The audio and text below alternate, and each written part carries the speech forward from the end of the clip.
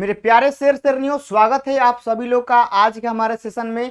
और आज का यह आप लोग का मतलब फर्स्ट चैप्टर का ठोस अवस्था का आप लोग का एनसीईआरटी के जो अध्याय में आप लोग के जो सब्जेक्टिव प्रश्न दिए गए हैं, जो 2 नंबरीय प्रश्न दिए गए हैं, आज हम लोग उन सारे प्रश्नों को आप लोग को आज कराएंगे। और यहाँ से आप लोग को एक पाठ के जितने भी एनसीईआरटी में आप लोग के 2 नंबरीय प्रश्न है, आप लोग उसको कंप्लीट कर लेना है, ताकि एक पाठ से आप लोग का प्रत्येक साल एगो दूगो 2 नंबरिया आता है। जो कि मेरे प्यारे साथियों, यह चैप्टर आप लोग के लिए बहुत इंपॉर्टेंट है।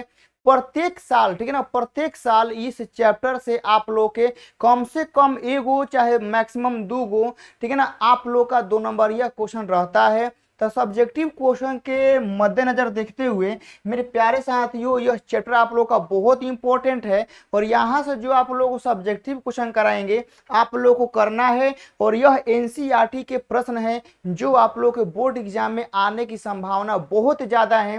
तो आप लोग को इन सारे प्रश्नों को अच्छे से याद कर लेना है। यहाँ से आप लोग सबसे पहले हम समझाएंगे, बताएंगे, ताकि आप लोग को याद करने में, समझने में और ज़्यादा आप लोगों का आसानी हो जाए। यहाँ से प्यारे बच्चों हम लोग आगे आते हैं।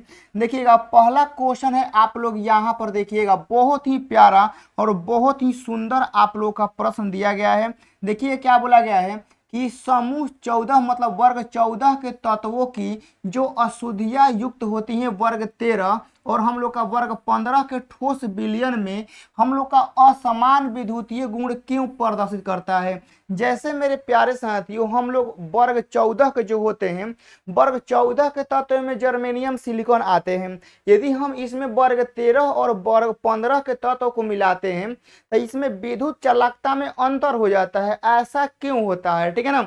वर्ग 14 के तत्व में यदि हम वर्ग 13 के तत्व को मिलाते हैं या हम लोग वर्ग 15 के तत्वों को मिला देते हैं तो उनके विद्युत चालकता में अंतर देखने को मिल जाता है। आखिर ऐसा क्या बात है। तो आप लोगों को हम बताए थे मेरे प्यारे साथियों कि वर्ग 13 में हम लोग का ज्यादा मात्रा में मतलब इलेक्ट्रॉन नहीं होते हैं, होल होते हैं।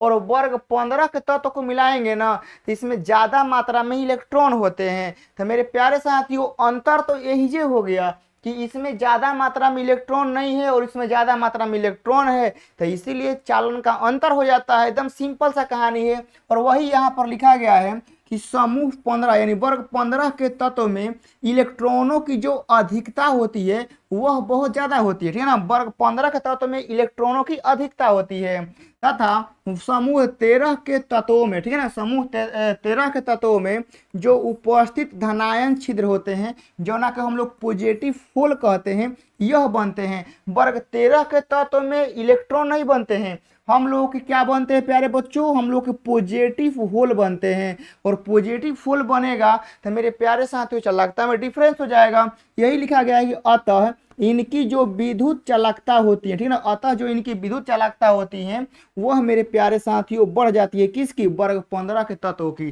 तो वर्ग 15 के तत्वों की जो मेरे प्यारे साथियों विद्युत चालकता होती है यह बढ़ जाती है, क्योंकि उसके उसमें अधिकतम मात्रा में इलेक्ट्रॉन पाए जाते हैं। तो आप लोग का पहला क्वेश्चन का मेरे प्यारे बच्चों राइट आंसर हो गया, ठीक है ना। यह पहला क्वेश्चन आप लोग का यहाँ से क्लियर हो गया।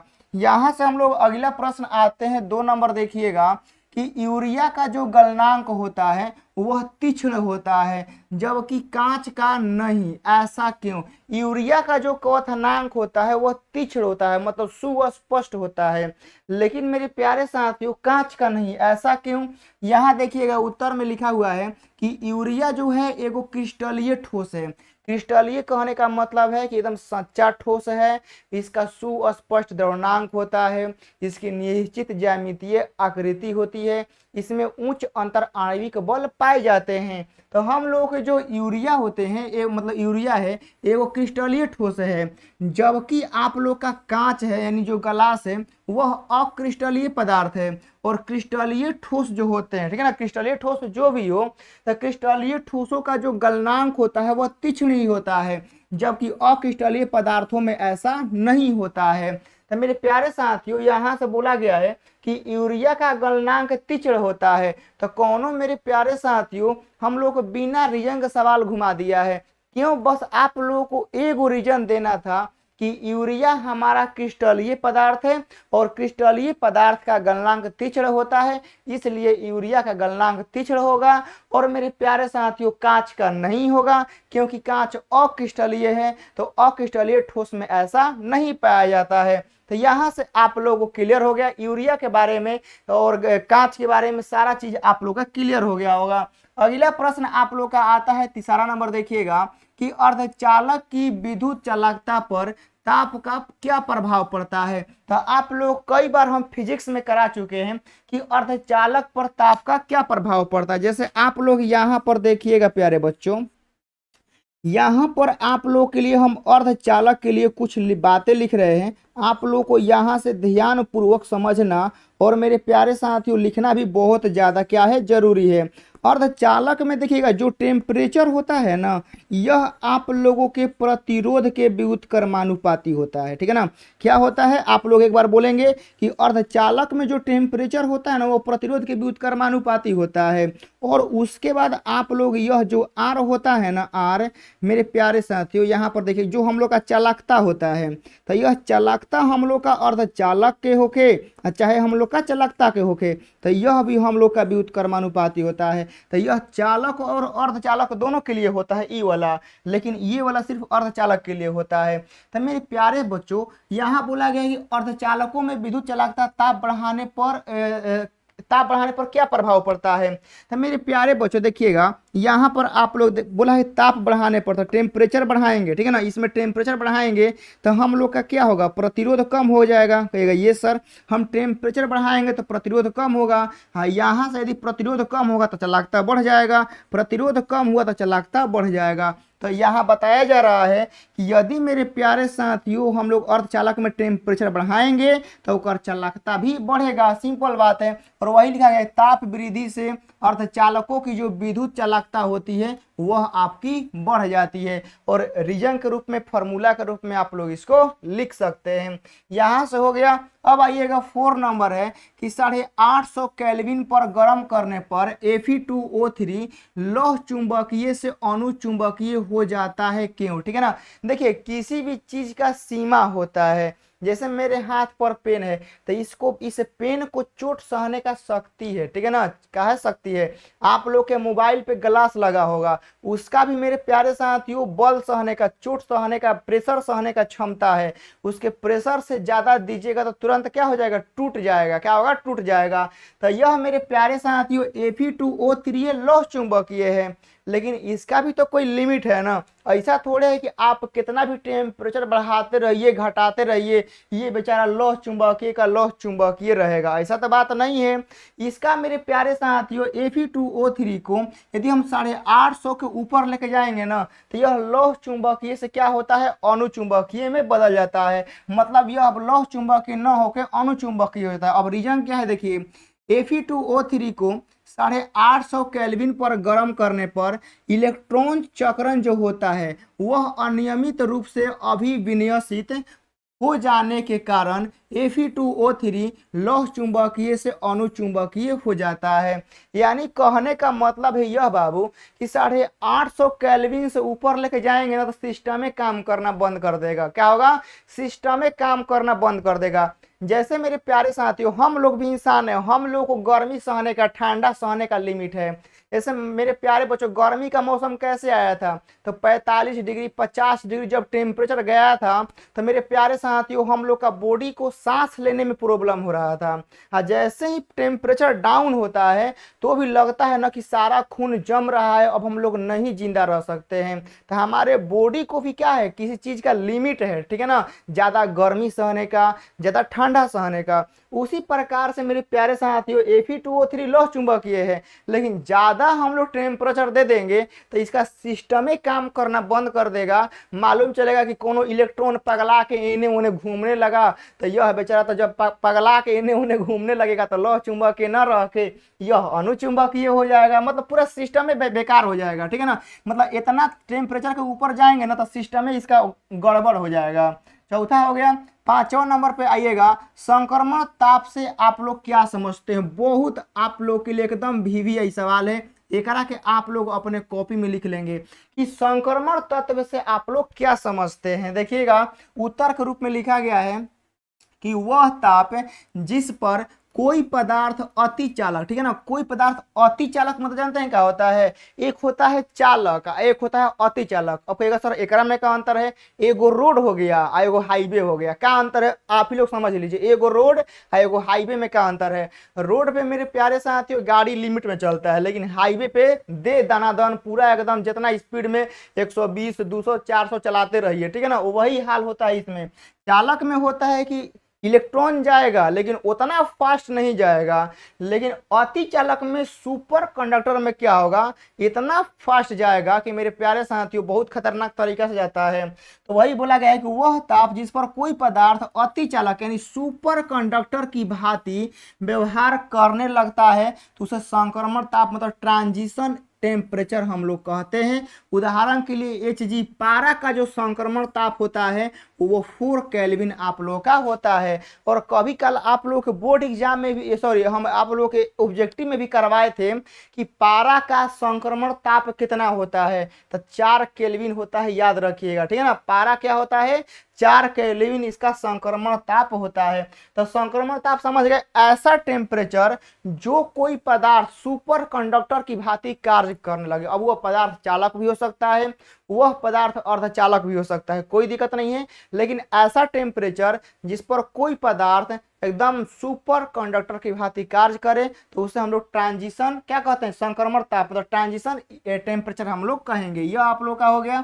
चलेगा अगला प्रश्न आता है 6 नंबर कि शॉटकी तथा फ्रेंकल दोषों का क्रिस्टल की उदासीनता पर क्या प्रभाव पड़ता है। यह बहुत ही आप लोग का छोटा सवाल है। देखिएगा कि शॉटकी तथा फ्रेंकल दोष उपस्थित होने पर क्रिस्टल क्या होते हैं, उदासीन बने रहते हैं। जैसे मेरे प्यारे साथियों शॉटकी में क्या होता है, कोई धनायन चाहे ऋणायन समान संख्या में बढ़ जाएगा तो वह क्या रहेगा, उदासीन ही बना रहेगा। 6 हो गया। 7 नंबर पे आइएगा कि गैस लाइटर को दबाने पर ज्वाला उत्पन्न होता है, समझाइए। जैसे आप लोग मेरे प्यारे शेरनियों आप लोग गैस पे खाना बनाते हैं तो एगो लाइटर होता है, इसमें गैस को हम लोग बारते हैं। गैस को हम लोग सलाई से नहीं बारते हैं क्योंकि सलाई बहुत जियान हो जाता है, ठीक है ना, मतलब एक दिन में 40-50 सलाई जियाने हो जाएगा, मतलब समझिए कि एक दिन में 1 रुपया सलाई के लिए चल जाएगा। तो हम लोग क्या कर, और उससे घाटा भी है, सलाई का ज़्यादा खपत होगा तो फिर समझिए कि सलाई में जो काठी लगता है वो लकड़ी का होता है, फिर ज़्यादा पेड़ कटाएगा, तो उसको सब बचाने के लिए क्या लाया गया, लाइटर। अब लाइटर को आप लोग अच्छे से इस्तेमाल करिएगा तो 1 साल 2 साल 4 साल 5 साल चलेगा और वह बहुत आराम होता है, मतलब सुविधाजनक हम लोग का होता है। तो वही बताया गया कि जो हम लोग का गैस का लाइटर होता है जिससे हम लोग गैस को ऑन करते हैं, मतलब गैस को जलाते हैं, तो उसमें दबाने पर आप लोग का छोटा छोटा तीतकी, ठीक है ना, तीतकी आप लोग समझते हैं, हल्का सा तीतकी लेखा निकलता है, तो वही उसी को बताना है कि यह काहे निकलता है। तो यहाँ देखिएगा उत्तर में लिखा गया है कि कुछ लाइटरों में पीजो, ठीक है ना, पीजो विद्युत क्रिस्टल होते हैं, इन पर जब दाब आरोपित किया जाता है तो यह विद्युत चिंगारी के रूप में क्या करते हैं, स्पार्क करते हैं। स्पार्क मतलब देखिएगा जैसे पत्थर पत्थर से टकराता है ना तो तितकी निकलता है, लोहा लोहा से टकराएगा तो तितकी निकलता है, उसी को बोलते हैं स्पार्क। क्या बोलते हैं, स्पार्क। तो जब मेरे प्यारे साथियों हम लोग का लाइटर में क्या होता है ना कि एगो पीजो नाम का विद्युत क्रिस्टल होता है, जहाँ पे आप लोग देखे होंगे लाइटर ऑन कर ले हम लोग इधर से प्रेस मतलब प्रेशर देते हैं, दबाते हैं, तो ज्यों दबाएंगे ना तो उधर से क्या होगा, स्पार्क उत्पन्न होगा। तो वही बोला गया है कि जब हम लोग प्रेशर देते हैं ना, मतलब दाब आरोपित करते हैं, तो यह विद्युत चिंगारी के रूप में उत्पन्न होता है तथा ईंधन गैस जल उठती है और यही ज्वाला उत्पन्न होती है। तो मेन मुख्य बात यही है कि लाइटर में एगो पीजो विद्युत इलेक्ट्रिक नाम का एगो पदार्थ होता है, जो ना हम लोग दाब आरोपित करते हैं ना तो उधर से चिंगारी उत्पन्न कर देता है, बस इसका मेन रीजन यही है।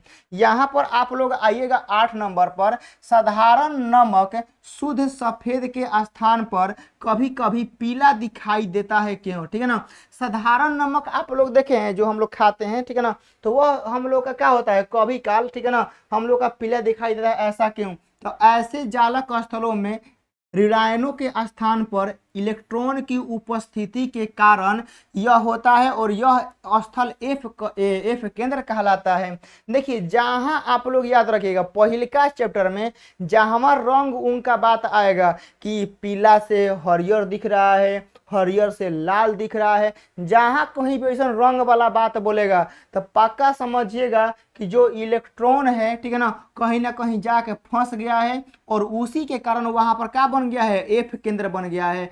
और एफ केंद्र के वजह से ही क्या होता है कि वह अलग अलग रंग दिखता है। तो यह आप लोग का हो गया 8 नंबर। 9 नंबर पे आप लोग आएंगे प्यारे बच्चों की ठोस कठोर क्यों होता है। अब ठोस से आप लोग का पत्थर हो गया, ईंटा हो गया, पेन हो गया, ठीक है ना मेरे प्यारे साथ, ये सब ठोस क्यों है, ठीक है ना। ठोस आखिर कहते किसको है। देखिए ठोस ऐसा पदार्थ होता है जिसके अवयवी कण एक दूसरे के बहुत नजदीक होते हैं और बहुत नजदीक होने के साथ उन कणों के बीच में बहुत बरियार बंधन होता है जिससे मूव कराना इम्पॉसिबल होता है। जैसे देखिएगा मेरे हाथ में ये कलम है तो ये ठोसे है, लेकिन यहाँ पर जो अवयव है, ठीक है ना, यहाँ पर जो अवयव है, जो यहाँ पर अवयव है, जो यहाँ पर अवयव है, हम इस कलम को कसहूं घुमा दे, यहाँ का जो कण है यहीं पर रहेगा, यहाँ का कण यहीं पर रहेगा, यहाँ का कण यहीं पर है। क्यों? क्योंकि ये ठोस पदार्थों के बीच में जो कण है ना, इनके बीच बहुत मजबूत बंधन कार्य कर रहा है जो इनको हिलने भी नहीं दे रहा है। वही लिखा गया है कि ठोस कठोर होते हैं क्योंकि इनके अवयवी कण अत्यंत निबिड़ मतलब संकुलित होते हैं। निबिड़ मतलब बहुत नजदीक, क्लोज में क्या होते हैं, एकदम कसाइल रहते हैं। इनके कोई स्थानांतरित गति नहीं होते। हम कितनों कलम को घुमा देंगे लेकिन यहाँ का कण यही रहेगा तथा केवल अपने माध्य स्थिति के चारों ओर कंपन या दोलन कर सकते हैं। इसका कारण है इनके मध्य उपस्थित प्रबल अंतर परमाणविक अथवा अंतर आणुक तथा अंतर आयनिक बलों की उपस्थिति है। बोलबे किए कि ठोस पदार्थों के बीच अंतर आणविक बल इतना ज्यादा होता है कि मूव कराने मतलब हिलने डोलने का भी शक्ति नहीं रहता है इन सब के पास। तो ठोस कठोर इसीलिए आप लोग का होता है। यहाँ आएगा 10 नंबर कि ठोस का आयतन निश्चित क्यों होता है। देखिए ठोस का बोला गया है कि ठोस का आयतन निश्चित क्यों होता है। देखिएगा ठोस का आयतन निश्चित इसलिए होता है क्योंकि ठोस के कण तो गति करते नहीं हैं, एकदम कसाइल रहते हैं, बंधल रहते हैं और इसी कारण से जब गति करबे नहीं करेंगे, कसाइल रहेंगे तो इनका आयतन में कोनो चेंजिंग देखने को मिलबे नहीं करेगा। देखिए ठोस के अवयवी कणों की स्थिति नियत होती है तथा प्रबल सहसंजक विकर्षण बलों की उपस्थिति के कारण गति के लिए स्वतंत्र नहीं होते हैं और इसीलिए इनका जो होता है वह आयतन निश्चित होता है। अब जब ठोस के कण कहीं गति करबे नहीं करेंगे तो आयतन में कैसे चेंज हो जाएगा। जैसे एक बाल्टी में कुछ आप लोग रखे हैं, ओकरा में से कोनो पदार्थ बहरी निकलबे नहीं करेगा तो बाल्टी का जो वेट है वह कैसे कम हो जाएगा, नहीं ना कम होगा। जैसे मेरे प्यारे साथियों कोई बाल्टी है ओकरा में हम सामान रख के ओकरा के बंद कर दिए हैं तो कुछ ओकरा में से सामान बहरी निकलेगा तब ना उसका वेट कम होगा। अब बहरी सामान निकलबे नहीं किया तो उसका वेट कैसे कम हो जाएगा। तो ठोस पदार्थों के जो कण हैं वह तो हिल डुल नहीं सकते हैं, जहां बेचारा कसाइल है वही रह जाएगा। तो उनका आकार आयतन सब क्या होता है, फिक्स होता है, इसी वजह से। 10 हो गया। 11 नंबर आप लोग देखिएगा कि कांच को अति शीतित द्रव, ठीक है ना, कांच को अति शीतित द्रव क्यों माना जाता है। जैसे आप लोग कांच देखे होंगे ना, जो शीशा, कोई भी शीशा आप लोग ले सकते हैं, ठीक है ना। तो आप लोग देखिएगा शीशा को आप लोग जब घर में गैस जलाते हैं, चाहे गोईठा पे खाना बनाते हैं, जब भी जहां पर आग जलता है वहां पर आप लोग शीशा को लेके चिमटा से पकड़ के हल्का सा गर्म करिएगा, देखिएगा कि वह लिक्विड की भांति मतलब क्या होगा ना कि एगो बोलते हैं ना मतलब टप टप चूने लगेगा, मतलब वह गल जाएगा। आप लोगों को कैसे शीशा लगता है कि नहीं ठोस है, खाली तनी मनी टेम्परेचर दीजिएगा ना तो पहले मुलायम होगा, मुलायम होने के बाद हल्का सा टप टप का होगा, चूने लगेगा नीचे। तो वह क्या होता है, हम लोग बोलते हैं कि कांच हम लोग का क्या है, यह देखने में ठोस है लेकिन यह रियल हम लोग का नहीं है ठोस, क्योंकि यह तुरंत पिघलने लगता है। तो वही लिखा गया है कि कांच जो है मेरे प्यारे बच्चों यह आप लोग का अक्रिस्टलीय ठोस है। इसमें द्रवों के समान इसमें प्रवाह की प्रवृत्ति होती है, यद्यपि यह बहुत मंद होती है, अतः इसे हम लोग आभासी ठोस मतलब स्यूडो सॉलिड या अतिशीतित द्रव यानी सुपर कोल्ड हम लोग लिक्विड कहते हैं। तो जो मेरे प्यारे साथियों कांच होता है इसमें में जो कण होते हैं इसका प्रवाह बहुत ही मंद होता है, धीरे होता है, जिससे हम लोग कह सकते हैं कांच हम लोग का क्रिस्टलीय नहीं है, अक्रिस्टलीय है और यह एगो अतिशीतल द्रव है, चाहे आभासी ठोस हम लोग कह सकते हैं। 12 नंबर पे आप लोग आइएगा कि आयनिक ठोस गलित अवस्था में विद्युत चालक होते हैं परंतु ठोस अवस्था में नहीं। व्याख्या करें। जैसे आप लोगों को मेरे प्यारे साथियों एगो बहुत बढ़िया कॉन्सेप्ट बताए थे कि जैसे आप लोगों का एगो एग्जाम में आता है कि ठोस, ठीक है ना, ठोस NaCl, ठोस NaCl पूछता है ना आप लोग एग्जाम में कि ठोस NaCl क्या है। तो मेरे प्यारे बच्चों NaCl ठोस है तो यह कुचालक होगा, लेकिन जैसे ही हम लोग एक द्रव में करेंगे ना, जैसे ही एक हम NaCl को द्रव करेंगे तो यह जो Na होगा ये प्लस में टूट जाएगा, हाँ यह Cl क्या हो जाएगा, माइनस में टूटेगा, जिसके वजह से आयन के वजह से यह सुचालक हो जाएगा। कब? द्रव के अवस्था में। यह ठोस के अवस्था में आप लोगों को बताए थे कि यह ठोस के अवस्था में कुचालक होगा क्योंकि यह आयन मुक्त करबे नहीं करेगा। एकदम समझिए कि अभी क्या है, मरा हुआ है, अभी एक में जान नहीं है, क्या है, अभी जान नहीं है, एकदम ठोस है, एकदम क्या है, कुचालक हो जाएगा। लेकिन मेरे प्यारे बच्चों एक जैसा ही हम लोग द्रव करेंगे ना, द्रव एक ज्यों हम लोग करेंगे तो NaCl जो होगा ना वह आपका Na प्लस और ओकरा बाद आप लोग का Cl माइनस में टूट जाएगा, जिसके वजह से यह आयन देगा और आयन के वजह से यह द्रव की अवस्था में, ठीक है ना, यह द्रव की अवस्था में हम लोग का सुचालक हो जाएगा। तो एग्जाम में पूछता है कि निम्नलिखित में से कौन सुचालक है, एगो देगा ठोस NaCl, एगो द्रव NaCl, एगो देगा पत्थर और एगो देगा लकड़ी। तो मेरे प्यारे साथियों द्रव NaCl, ठीक है ना, द्रव NaCl चाहे गलित NaCl यह सुचालक होता है। किसके वजह से? क्योंकि यह द्रव की अवस्था में Na प्लस देगा और Cl माइनस देगा, जिसके वजह से आयन की वजह से यह सुचालक हो जाता है। यहाँ लिखा गया है कि गलित अवस्था में आयनिक यौगिक वियोजित होकर, मतलब टूट कर, वियोजित मतलब होता है टूटना, ठीक है ना, टूटेगा तो यह मुक्त आयन देगा और तथा विद्युत चालन करते, मतलब वह करने लगेगा। ठोस अवस्था में आयनिक गतिशीलता नगण्य होती है, अतः यह ठोस अवस्था में क्या होते हैं, विद्युत चालन नहीं करते हैं और ठोस अवस्था में यह आयन नहीं देता है, जिसकी वजह से यह कुचालक होते हैं और द्रव अवस्था में यह आयन देगा जिसकी वजह से सुचालक होते हैं। बस इतना याद रखना है। 12 हो गया। 13 नंबर पर आप लोग आइएगा, किस प्रकार के ठोस विद्युत चालक एवं आघातवर्धनीय एवं तन्य होते हैं। जैसे आप लोग ठोस 4 प्रकार के पढ़ाए थे, ठीक है ना, ठोस 4 प्रकार के, संयोजक ठोस, धात्विक ठोस, ठीक है ना। तो यहाँ पर बताना है मेरे प्यारे साथियों को ऐसा कौन ठोस है जो विद्युत का चालक, आघातवर्धक एवं तन्यता होगा, ठीक है ना।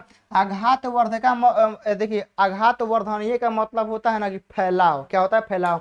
जैसे पत्थर पे हथौड़ी मारिएगा तो पत्थर फैलेगा नहीं, टूट जाएगा, लेकिन वही हथौड़ी लोहा पे मारिएगा, पीतल पे मारिएगा, चांदी पे मारिएगा, टीना पे मारिएगा तो वह लोहा टूटेगा नहीं, उसमें क्या होगा, फैलाव होगा, प्रसार होगा। तो इसी को बोलते हैं आघातवर्धनीय। तन्यता मतलब होता है तार बनाना, ठीक है ना, तार मतलब लंबा कितनों कर सकते हैं। तो यह ऐसा होता है धात्विक ठोस में, ठीक है ना, ऐसा किसमें होता है, धात्विक ठोस में इन लक्षणों को हम लोग शो कराते हैं। तो यह आप लोग का हो जाएगा। चलिए 14 नंबर सवाल आ गया कि जालक बिंदु से क्या तात्पर्य है। जालक बिंदु से तात्पर्य यह है कि जैसे मान लीजिए कोई आप लोग का पदार्थ है, ठीक है ना, तो कोई पदार्थ में जो छोटे छोटे कण से मिलकर कोई पदार्थ बनता है तो छोटे छोटे कणों को एगो बिंदु से शो कर देंगे। जैसे बिहार का नक्शा आप लोग देखे हैं, तो बिहार के नक्शा में मेरे प्यारे साथियों बड़ पूरा करिएगा तो सब जगह तो नहीं दिख पाएगा, लेकिन जहाँ जहाँ डिस्ट्रिक्ट है ना, जहाँ जहाँ डिस्ट्रिक्ट है हम लोग उसको एगो बिंदु से क्या करेंगे, शो कर देंगे, लाल से शो कर देंगे, वह हम लोग का क्या है, वह बिंदु है। तो वही आप लोग समझिए कि वह क्या हो जाएगा, जालक बिंदु हो जाएगा, ठीक है ना। तो जो जगह पार्टिकुलर होता है ना उसको एगो बिंदु से शो करते हैं, वही आप लोग का जालक बिंदु कहलाता है। प्रत्येक जालक बिंदु, ठीक है ना, ठोस के एक अवयवी कण को प्रदर्शित करता है। अवयवी कण परमाणु, अणु या आयन हम लोग के हो सकते हैं। जैसे भारत का नक्शा देखे होंगे, जो राज्य का, राजधानी का, जो मेरे प्यारे साथियों कभी आप लोग जो सिंबल होता है चाहे हम लोग दिखाते हैं तो वो बिंदु से दिखाते हैं। क्योंकि पूरा तरह से घेरेंगे ना तो ओकरे पे लीपा पोती हो जाएगा। जैसे बिहार को दिखाना है तो बिहार पर एगो बिंदु दे देंगे, हम लोगों को पंजाब को दिखाना है, दिल्ली को दिखाना है तो हम लोग एगो बिंदु दे देंगे। तो वही बात है कि एगो पदार्थ जितना कण से मिल के बना है ना उस सब कण के एक गो बिंदु से शो करेंगे और वही बिंदु कहलाएगा आप लोग का जालक बिंदु। यहाँ पर आइएगा 15 नंबर, देखिएगा कि निम्न जालकों की किसकी संकुलन क्षमता उच्चतम होती है। तो यह तो मेरे प्यारे साथियों आप लोग को याद ही होगा किसकी संकुलन क्षमता सबसे ज्यादा होती है, क्योंकि आप लोग का एसएससी हो गया, बीसीसी हो गया, एफसीसी हो गया, एचसीपी हो गया, सीसीपी हो गया, इसमें आप लोग को याद है कि एफसीसी का 74 होता है, एचसीपी का 74 होता है, सीसीपी का 74 होता है, सबसे ज्यादा एकरे होगा। और वही यहाँ पर लिखा गया है, देखिएगा अंतः केंद्रित घनीय मतलब एससीसी, सॉरी यहाँ पर अंतः केंद्रित होता है बीसीसी, ठीक है ना, अंतः केंद्रित क्या होता है बीसीसी। देखिए सरल घनीय लिखा है तो सरल घनीय में कितना होता है 52.4%। अंतः केंद्रित घनीय मतलब होता है आप लोग का बीसीसी, ठीक है ना, बॉडी सेंटर्ड क्यूबिक है, तो इसका आप लोग का 68% हो जाएगा। और यहाँ षष्ठ कोणीय निबिड़ संकुलित है तो आप लोग का यह 74% हम लोग का हो जाएगा। तो सबसे ज्यादा षष्ठ कोणीय में ही होता है, तो यहाँ लिखा भी है अतः षष्ठ कोणीय निबिड़ मतलब आप लोग का वही, ठीक है ना, संकुलित व्यवस्था में अधिकतम संकुलन क्षमता इसका होता है। तो षष्ठ कोणीय में आप लोग का सबसे ज्यादा होता है। यहाँ पर आइएगा 16 नंबर, देखिएगा कि जब एक ठोस को गर्म करते हैं तो किस प्रकार का दोष उत्पन्न हो सकता है और इनमें से कौन से गुण प्रभावित होते हैं और किस प्रकार। देखिएगा यहाँ बताना है कि जो जब हम लोग ठोस को गर्म करते हैं तो किस प्रकार के दोष उत्पन्न होते हैं। जैसे मेरे प्यारे साथियों हम लोग ठोस पदार्थ को, जैसे ठोस पदार्थ को गर्म करेंगे तो उसके जो कण हैं उसमें जो इलेक्ट्रॉन है चाहे मॉलिक्यूल है जो पार्टिकल है वह इधर उधर गति करने लगेंगे। गति करेंगे तो ऐसा होगा कि कोनो कोनो बाहरों निकल जाएगा, निकलेगा ना। ऐसे मान लीजिए कि एगो रूम है, एगो रूम में आग लगेगा, ठीक है ना, आग लगेगा तो जितने भी पर्सन होंगे सब भागेंगे एने मोने। तो भागेंगे तो ऐसा थोड़े है कि सब कोई रूमे में रहेगा, ठीक है, कोई चलहाक होगा तो रूम से बाहरियो जंगला खिड़की तोड़ के भाग जाएगा। तो वही बात यहाँ पर है कि जब किसी क्रिस्टल को हम लोग गर्म करेंगे तो ऐसा थोड़े है कि सब पार्टिकल ओकरे में रहेगा, कोनो कोनो का होगा भाग ही जाएगा बहरी। अब कोनो कोनो क्रिस्टल बहरी भागेगा तो ओकरा स्थान तो खाली हो जाएगा ना।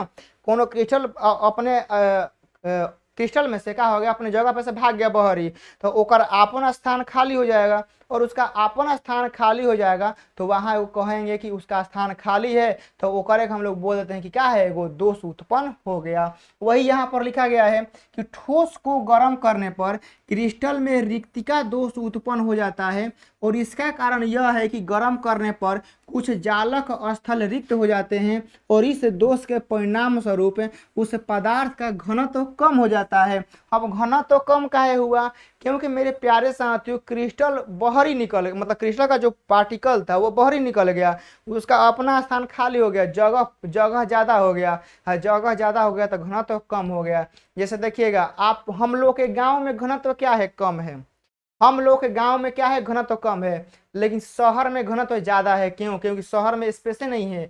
पटना सिटी में चल जाइए, दिल्ली में चल जाइए, मुंबई में चले जाइए, एकदम पूरा कोचा कोची एकदम एक रूम में कोचा का लड़का लड़की जो भी पढ़ने वाले बच्चे हैं जो भी वहाँ पे पर्सन है एकदम भरे हुए हैं। तो शहर में क्या है डेंसिटी ज्यादा है और गांव में डेंसिटी क्या है कम है।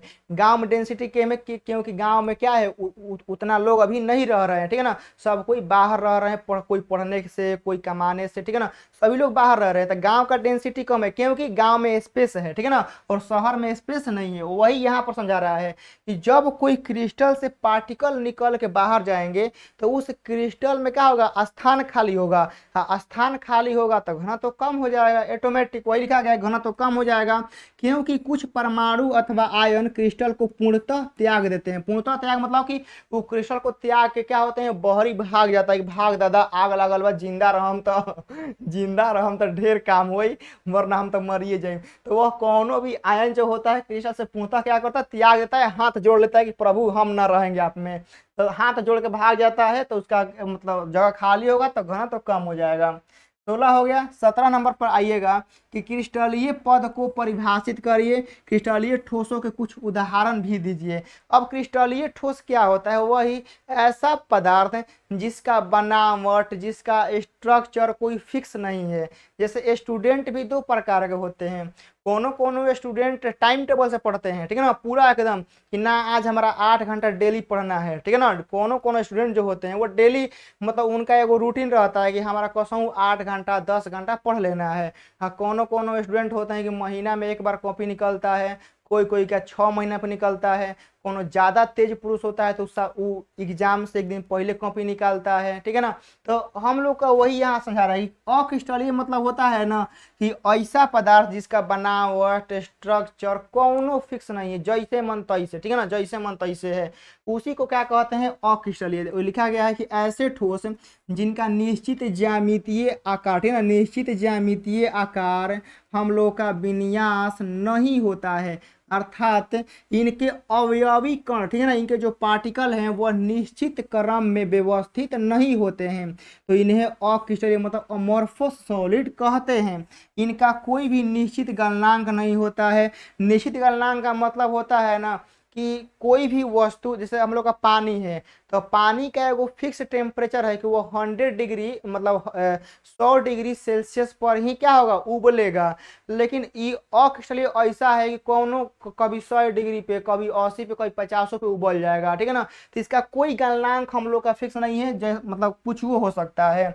और यह क्या होते हैं? यह समदैशिक होते हैं, याद रखिए। यह क्या होते हैं? आइसोट्रोपिक हम लोग का सॉलिड होते हैं, समदैशिक होते हैं। जैसे आप लोग का प्लास्टिक हो जाएगा, कांच हो जाएगा, उसके बाद आप लोग यहाँ पर रबड़ लिख सकते हैं। उसके बाद मेरे प्यारे बच्चों आप लोग मोम लिख सकते हैं, रबड़, मोम, ठीक है ना, ये सब आदि आप लोग के हो सकते हैं। 17 हो गया। यह आप लोग का मेरे प्यारे बच्चों इंग्लिश मीडियम में आप लोग का हो गया। चलिए 18 नंबर आइएगा, देखिए क्या लिखा है कि अर्धचालकों की चालकता ताप बढ़ाने के साथ क्यों बढ़ती है, ठीक है ना। अर्धचालक में देखिएगा, अब पीछे सवाल क्या था कि अर्धचालकों में टेम्परेचर बढ़ाने पर, ठीक है ना, टेम्परेचर बढ़ाने पर हम लोग का चालकता पर क्या प्रभाव पड़ता है। लेकिन अब सवाल क्या किया, बोल दिया गया है कि अर्धचालकों की चालकता ताप बढ़ाने के साथ क्यों बढ़ती है। और बताना क्यों बढ़ती है, काहे बढ़ती है, आखिर क्या रीजन है, ठीक है ना। क्या रीजन है कि टेम्परेचर बढ़ाने पर उसकी चालकता बढ़ती है।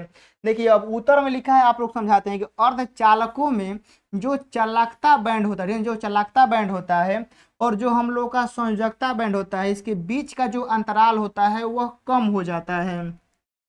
अतः ताप बढ़ने पर इलेक्ट्रॉन संयोजकता बैंड से चालन बैंड में आसानी से जा सकता है, इसीलिए ताप बढ़ने पर अर्धचालक की चालकता बढ़ जाती है। जैसे मेरे प्यारे बच्चों देखिएगा, आप लोग को एग्जाम्पल समझाते हैं, ठीक है ना।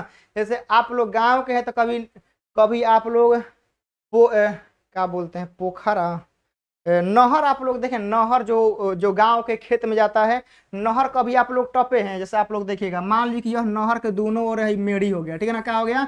ये नहर के दोनों ओर मेढ़ी हो गया। हाँ, बीच में आप लोग का जो पानी है ना बाबू, पानी का लिक्विड है, बीच में हम लोग का पानी है। ध्यान सुनिएगा कि बीच में हम लोग का, रुकिए इसको बढ़िया से बना देते हैं ताकि आप लोग को अच्छे से समझ में आएगा।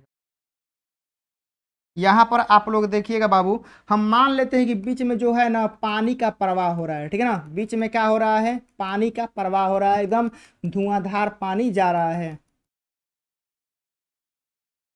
ठीक है ना। यह आप लोग का नहर है और नहर के बीच में आप लोग का यहाँ पर पानी जा रहा है और आप लोग यहाँ पर है, ठीक है ना, आप लोग यहाँ पर है। आप लोग को यहाँ से क्या करना है? यहाँ क्या करना है? कूद के जाना है। क्या करना है? आप लोगों को यहाँ से लेके यहाँ तक कूद के जाए। आप लोग कूदे हैं ना, धुआं फानते हैं, आप लोग कुछ दूरी क्या करते हैं? गैप करके कूदते हैं, फानते हैं, इसे हम लोग बोलते हैं। तो वही बात है। तो मेरे प्यारे साथियों, यह बीच का दूरी ज्यादा होगा, ठीक है ना, यह बीच का दूरी का होगा, यह नहर थोड़ा सा क्या होगा? ज्यादा बड़ा होगा। तो क्या आप लोग यहाँ से कूद के यहाँ पर चले जाएंगे? कहिएगा ना सर, हम लोग पानी में गिर जाएंगे, ठीक है ना। क्या होगा? पानी में गिर, जो हम लोग कूदेंगे ना पानी में गिर जाएंगे। तो टेम्परेचर बढ़ाने पर क्या होता है ना, टेम्परेचर बढ़ाने पर यह जो दोनों के बीच का डिस्टेंस है, ठीक है ना, समझ लीजिए ना कि मेरे प्यारे साथियों, आप लोग का यह इधर वाला चालकता बैंड है, ठीक है ना, इधर वाला समझ लीजिए कि चालकता बैंड है। चालकता बैंड है, और नीचे वाला आप लोग का संयोजकता बैंड है। क्या है? संयोजकता बैंड है, ठीक है ना, यह हम लोग का है। तो मेरे प्यारे साथियों, चालकता बैंड और संयोजकता बैंड के बीच में ज्यादा डिस्टेंस होगा, क्या होगा? ज्यादा डिस्टेंस होगा, तो क्या यहाँ का इलेक्ट्रॉन यहाँ जा पाएगा, चाहे वहां का इलेक्ट्रॉन यहाँ पर आ पाएगा? ना सर, ज्यादा डिस्टेंस होगा तो फिर इलेक्ट्रॉन कूदने की मतलब कूदने का तो कोशिश करेगा, लेकिन चालकता बैंड के पास पहुंच नहीं पाएगा, वह बीचे में शहीद हो जाएगा ना। लेकिन टेम्परेचर बढ़ाते हैं ना, तो यही एक फायदा होता है। और चालक में जानते हैं क्या? टेम्परेचर बढ़ाएंगे और चालक में तो संयोजकता बैंड और चालकता बैंड दोनों के बीच का डिस्टेंस कम होता जाता है, ठीक है ना। जितने टेम्परेचर बढ़ाएंगे उतने आप लोग का इसके और इसके बीच दोनों का डिस्टेंस कम होगा।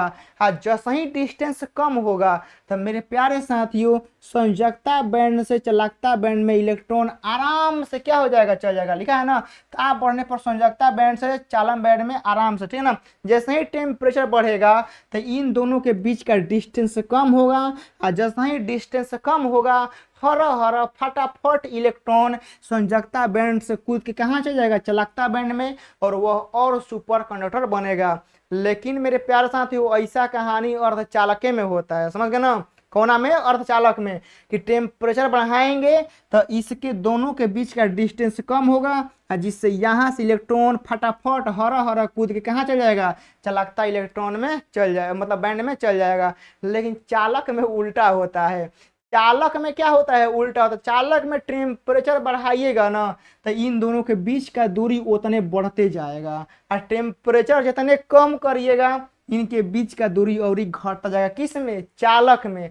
लेकिन अर्धचालक में उल्टा होता है। तो पूरी तरह से आप लोग समझ गए होंगे कैसा कहानी होता है, आप लोग समझ गए होंगे। अब आइएगा मेरे प्यारे साथियों, आज के सेशन में आप लोग का 18 गो प्रश्न था, और आप लोग को उम्मीद करे हो मतलब बढ़िया समझाए हैं कि आप लोग का 18 का 18 दो नंबरिया आप लोग को अच्छे से एकदम समझ में आ गया होगा।